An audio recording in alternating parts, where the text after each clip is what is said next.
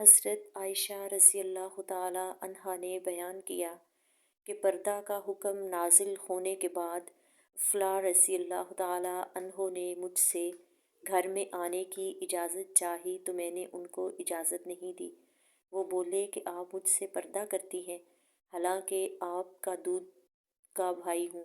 میں نے کہا کہ یہ کیسے؟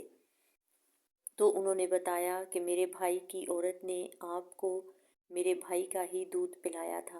حضرت عائشہ رضی اللہ تعالی عنہا نے بیان کیا کہ پھر میں نے اس کے متعلق رسول اللہ صلی اللہ علیہ وآلہ وسلم سے پوچھا تو آپ صلی اللہ علیہ وآلہ وسلم نے فرمایا کہ فلاں نے سچ کہا ہے، انہیں اندر آنے کی اجازت دے دیا کرو، ان سے پردہ نہیں ہے۔